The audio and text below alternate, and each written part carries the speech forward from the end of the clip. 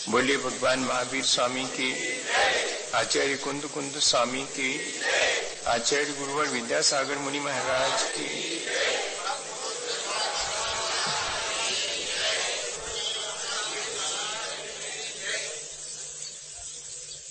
हम सभी लोग अपने जीवन को अच्छा बनाने के विभिन्न उपायों पर विचार कर रहे हैं।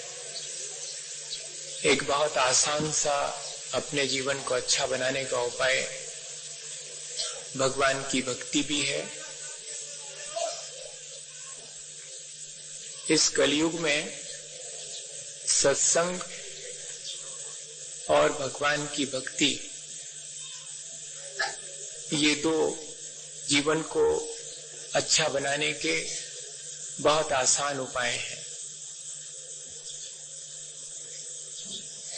भगवान की भक्ति किस तरह से करें जिससे कि हमारा जीवन अच्छा हो, ये जिम्मेदारी हमारी है। हमारा जीवन अच्छा क्यों नहीं है? क्योंकि हमारे जीवन में परतंत्रता बहुत है।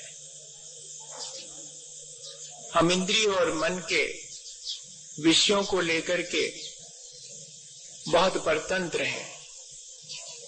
हमारी इच्छाएं, हमारी वासनाएं, वे भी हमें परतंत्र बनाए हुए हैं। और भगवान की भक्ति हमें इस तरह की परतंत्रता से मुक्त करने में कारण बनती है।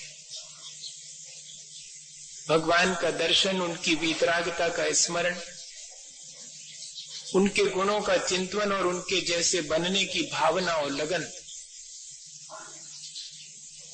हमारे जीवन में आसक्ति को घटाती है, इंद्रिय और मन के विषयों से हमें विरक्त करती है और हम अपने उस स्वाधीन और स्वतंत्र आत्म स्वरूप की तरफ दृष्टिपात करते हैं, जिससे कि हमारा जीवन अच्छा बनने लगता है। भक्ति तो सभी लोग करते हैं, तो फिर क्यों सबका जीवन अच्छा नहीं बन पाता? असल में भक्ति करने का सबका ढंग अलग अलग हो सकता है, पर भक्ति की जो भावना है वो ज्यादा महत्वपूर्ण है। हम लोगों का भक्ति करने का जितना ध्यान भक्ति के ढंग पर है कि किस ढंग से भक्ति की जानी चाहिए, उससे यदि अधिक ध्यान इस बात पर हो कि किन भावों से भक्ति की जानी चाहिए, तो जरूर हमारा जीवन उस भक्ति के माध्यम से भी बहुत ऊंचा उठ सकता है। एक प्रेयरफुल, एक डिवोशनल एटीट्यूड हमारे भीतर जब तक नहीं होगा, तब तक वो हमारी भक्ति हमारे जीवन को ऊंचा नहीं उठा सकती, हमारे जीवन को अच्छा नहीं बना सकती। भगवान की भक्ति करने वाले के लिए भगवान कुछ देते लेते हो, ऐसा नहीं है। असल में वो जो हमारी भक्ति का भाव है, वो हमारे चित्त को निर्मल बनाता है। ये हमारी उपलब्धि है।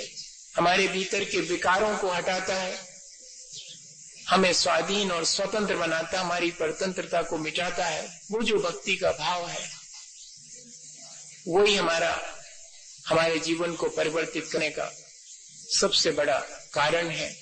भगवान तो सिर्फ एक निमित्त है। उनकी प्रेजेंस, उनकी उपस्थिति का एहसास, वो हमारे जीवन को परिवर्तित करता है। लेकिन हम सबका ध्यान वर्तमान में भक्ति कैसे की जाए, उसका क्या ढंग होना चाहिए, इस पर ज्यादा होता है। एक व्यक्ति को मंदिर में पूजा का काम सौंपा गया। पुजारी की तरह उसे मंदिर में रखा गया और 6 आने पैसे के हिसाब से उसे वेतन मिलेगा, ये तय कर दिया गया। सस्ते का जमाना था, 96 पैसे बहुत है। मजा ये है कि अब तो सब काम इसी तरह होते हैं जिनमें भावना से अधिक धन, पैसा, ये सारी चीजें ज्यादा जुड़ी हुई होती हैं।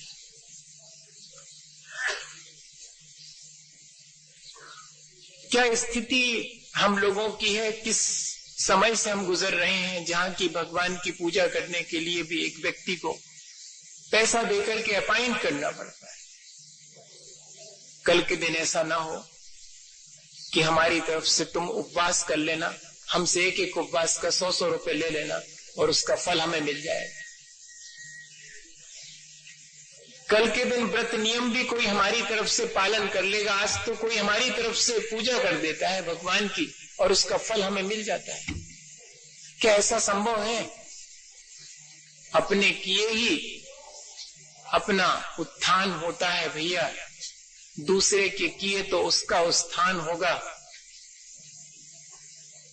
सबको अपने अपने जीवन को अच्छा बनाने के लिए स्वयं अपना पुरुषार्थ करना होगा। फिर भी मंदिर की व्यवस्था थी, पुजारी जी को रख दिया गया, लेकिन 10-15 दिन ही पूजा का काम चला और फिर शिकायत आना शुरू हुई। जो ट्रस्टी थे मंदिर के, वो सब इकट्ठे हुए, उन्होंने एक मीटिंग रखी कि भाई बहुत सुनने में आ रहा है कि पुजारी ठीक नहीं है, अलग करना पड़ेगा।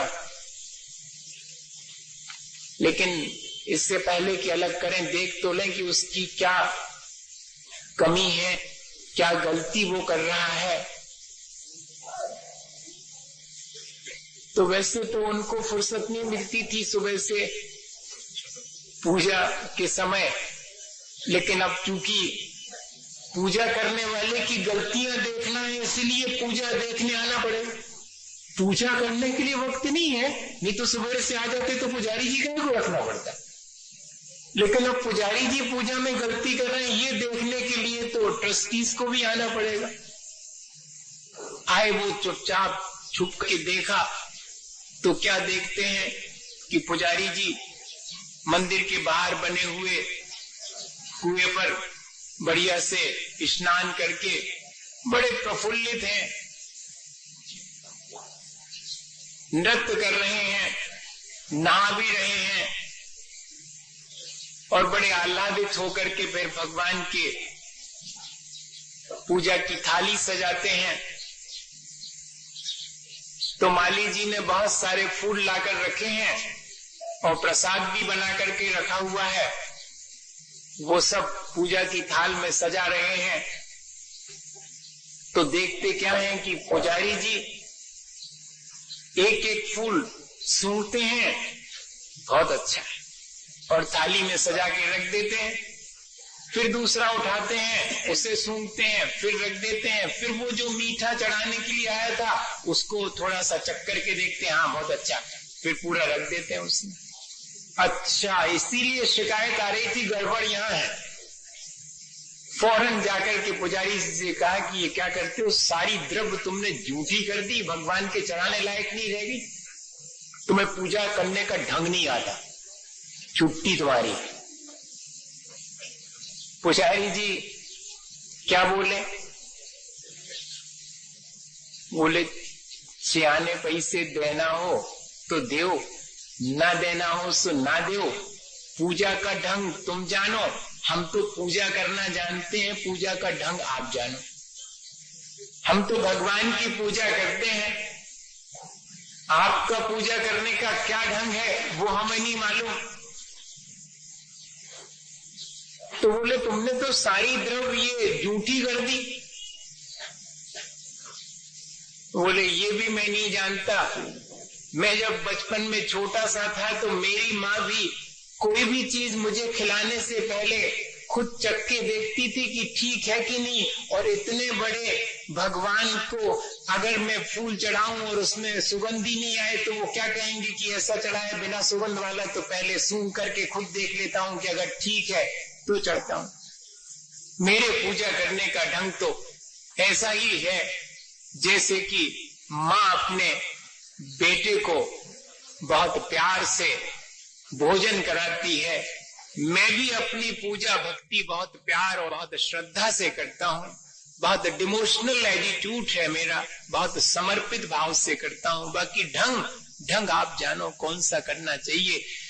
सूखे द्रव से करनी चाहिए कि गीले से करनी चाहिए, कि फूल फल चढ़ाना चाहिए कि सूखी द्रव चढ़ाना चाहिए। जो आपको करना हो खड़े होके करनी खड़े होके करो, बैठ के करनी हो बैठ के करो, वो ढंग आप जानो। मैं तो सिर्फ उसका भाव जानता हूं कि पूजा करने के पीछे भाव क्या है, उद्देश्य क्या है। चित्त की निर्मलता उद्देश्य है, बाकी सब चीजें तो आलंबन है। उन आलंबन में उलझने से काम नहीं चलेगा। हमें तो अपने परिणाम संभालना पड़ेंगे।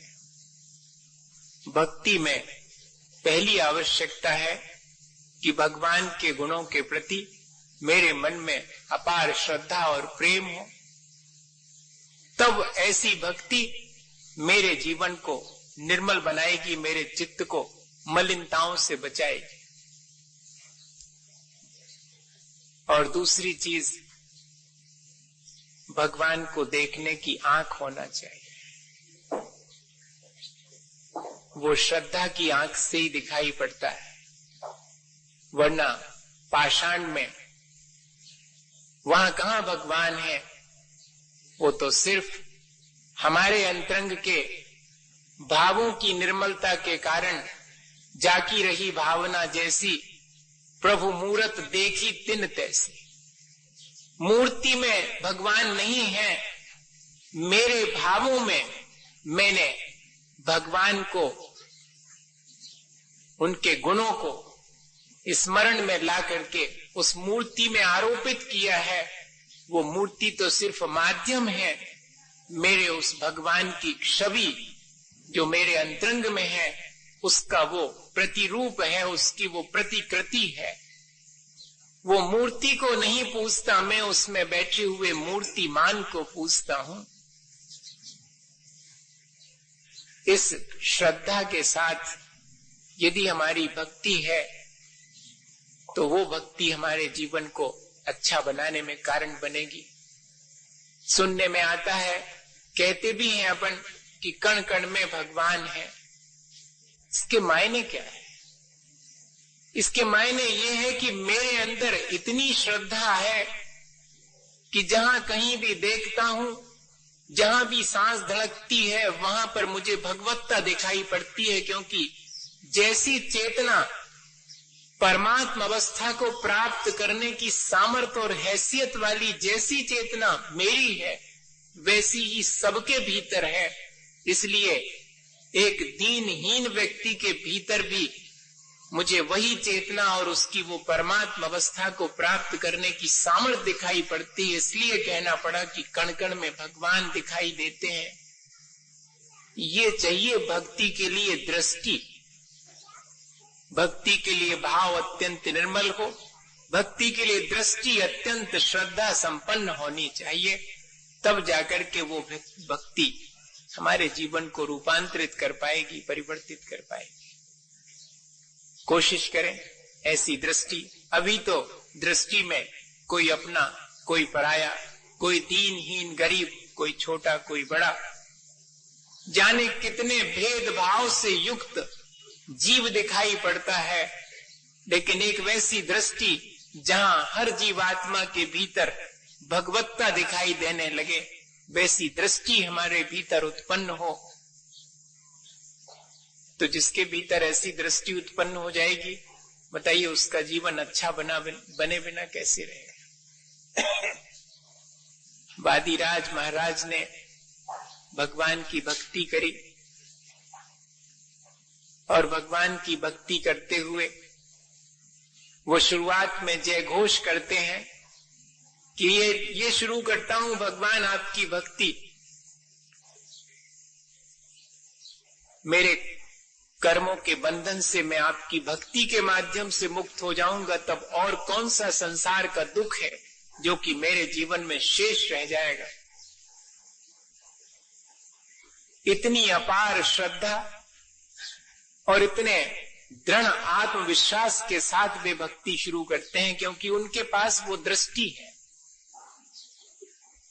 वो देख पा रहे हैं भगवान के स्वरूप के जैसा ही मेरा स्वरूप है, प्राणी मात्र के भीतर भी वही आत्मा विद्यमान है।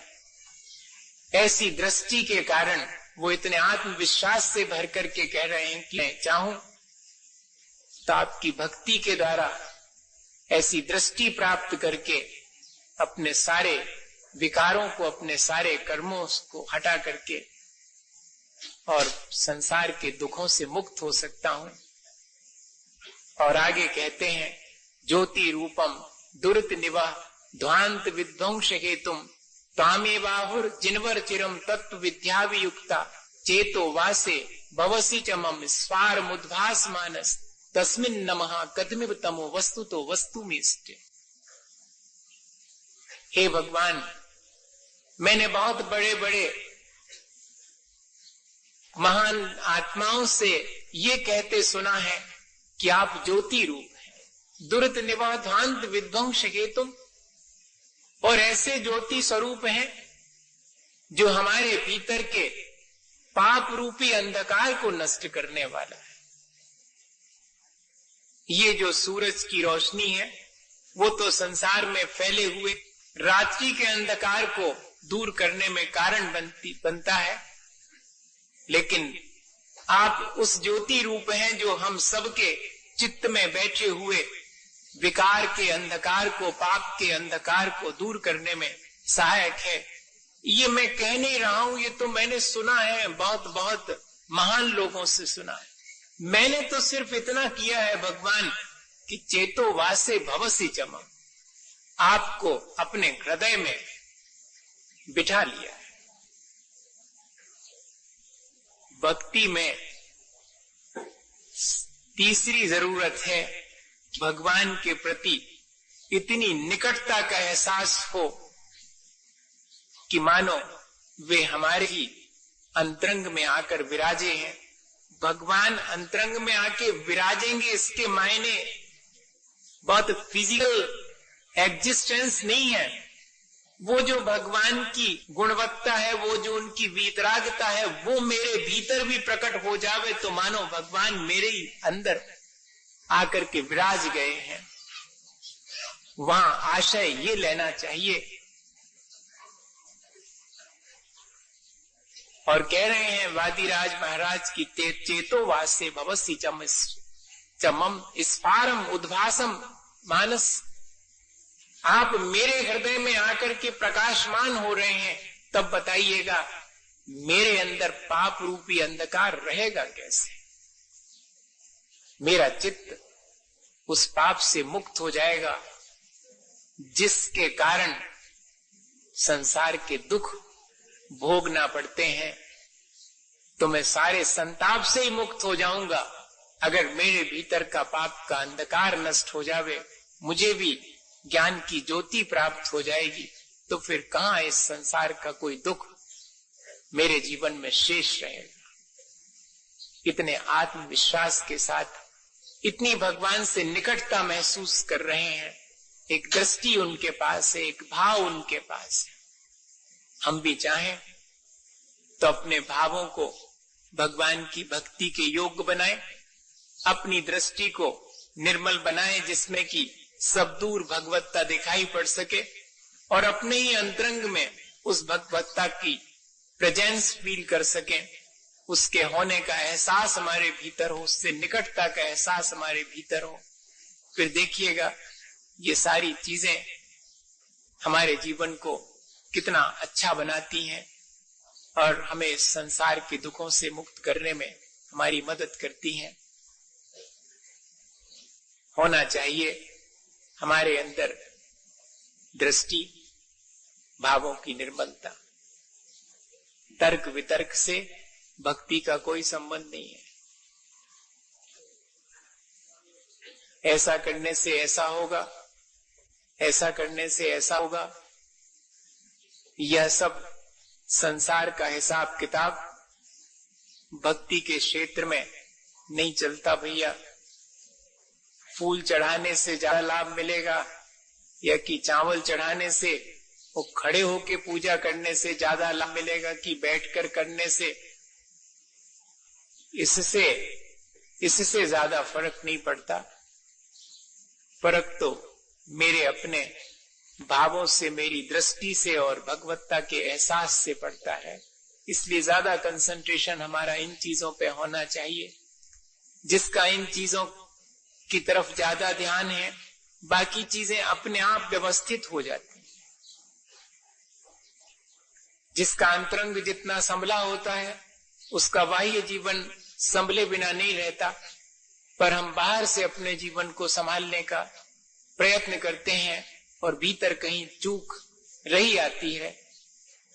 हमें उसे भी ध्यान में रखना चाहिए कि बाहर हम जितना अपने जीवन को संभालने के लिए उपाय करते हैं, काश उतना ही हमारे अंतरंग को भी हम संभालें और ज्यादा तर्क वितर्क में, होशियारी में न पड़ करके अत्यंत सहज सरल भाव से भगवान की भक्ति करें। एक व्यक्ति को गांव में लॉटरी खुली। आती तो हंसी है इस उदाहरण में, लेकिन है बड़ा महत्वपूर्ण उदाहरण। उसको लॉटरी खुली, छोटा सा तो गांव था, और लोगों को जब मालूम पड़ा कि उस बिल्कुल नासमझ आदमी को लॉटरी खुल गई, तो लोगों ने उससे पूछा कि क्यों, ये जो 49 नंबर खुला है, इसका आइडिया तुम्हारे मन में कैसे आया? उसने कहा इसमें क्या है, मुझे एक सपना आया था। तो लोगों ने कहा अच्छा, तुम्हें टिकट खरीदने से पहले और सपना आया था? उसने कहा कि हाँ। तो क्या दिखा था तुम्हें स्वप्न में? बोले कुछ नहीं, एक खेल चल रहा था स्वप्न में, स्टेज बना हुआ था, उसमें 7 लोग इधर खड़े थे, 7 लोग इधर खड़े थे, फिर उनके बीच में और 7 लोग आके खड़े हो गए। इस तरह से 7 लोगों की 7 लाइन लगी। नंबर 79 खुला था, 49 नहीं, 79। तो बोले बस जैसे ही मैंने देखा कि 7 की 7 लाइन लगी हैं, मैंने फौरन हिसाब लगाया कि 7 में 7 का गुणा करने से 79 आएंगे, और मैंने नंबर लगा दिया। उसने कहा, सबने कहा हो तो तुम बुद्धू, 7 में 7 का गुणा करने से 79 नहीं आते कभी। तो उसने कहा कि ठीक है, आप लोग बने रहो गणतज्ञ, इनाम तो हमें मिली, लॉटरी तो हमारी खुली, होते होंगे आपके घर में 49, हमारे तो 7 में 7 गुणा करने से 79 आए थे, सो हमने लगा दिए। ये उदाहरण पढ़ करके हंसी आती है उसकी गैर बुद्धिमानी पर, लेकिन अगर हम अपने जीवन में झांक करके देखें तो हम भक्ति के क्षेत्र में जो वर्तमान समय में होशियारी कर रहे हैं, अपनी बुद्धि लगा रहे हैं, हिसाब किताब से चल रहे हैं, नाप तोल करके भक्ति कर रहे हैं, ऐसा कहना चाहिए। हाँ, नाप तोल कर आती है द्रव्य।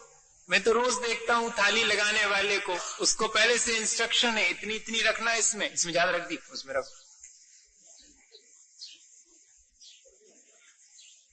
थाली लगाते हैं तब भी उसका तय है कि इतनी द्रव्य धुलेगी, इससे ज्यादा नहीं धुल सकती, इससे ज्यादा नहीं चढ़ेगी, क्योंकि हिसाब तय है, क्योंकि इतनी द्रव्य का इतना खर्चा आता है, वो ट्रस्टीज ने उतना ही दिया है, उतने की चढ़ाना पड़ेगी। उतने में अगर आपका भाव खुबा भर करके चढ़ाने का, तो नहीं, आप तो उतने ही चढ़ाओ, बस ऐसी।